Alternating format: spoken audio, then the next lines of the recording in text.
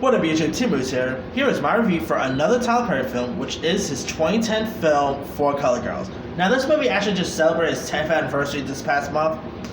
And this is actually Tyler Perry's first ever rated R film, so it was pretty cool to see Perry, go out of his way to do an R-rated film for a change. And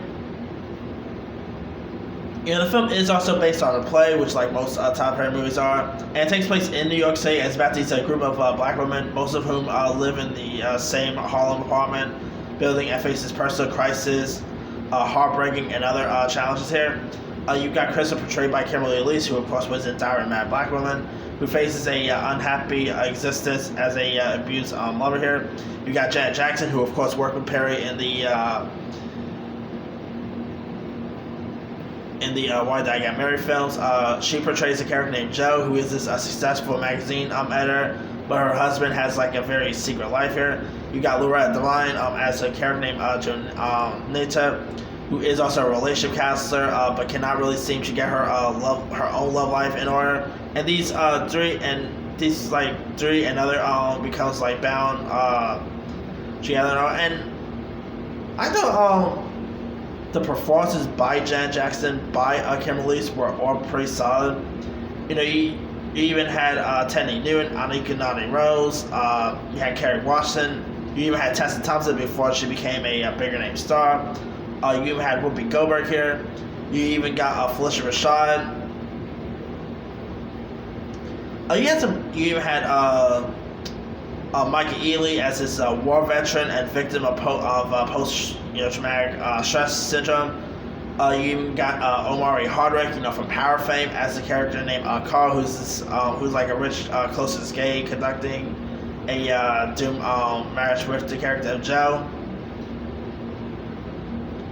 Now this film didn't really get like most Tyler Perry movies, honestly, didn't really get well received when it got released. It has like a 32%, and the film did okay. Let me pull up the box office result. They make as much as most Perry movies does. It made like 37.7 million. Not most as most Perry movies, but it was still pretty decent little film. All the cast had some really solid chemistry with one another. You even had Macy Gray was also in this, Hill Harper. You had some really good cast lists in this one. And Janet Jackson, of course, she is obviously best known, being part of the Jackson clan. She's been in movies before, like Nutty Professor Shooting one.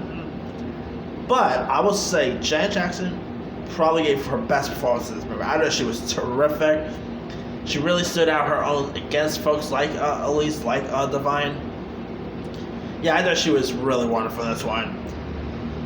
It gets a little heartfelt at times, gets a little touching. But if you guys haven't really seen For Color Girls, give it a shot. It's definitely a Tyler Perry movie worth checking out.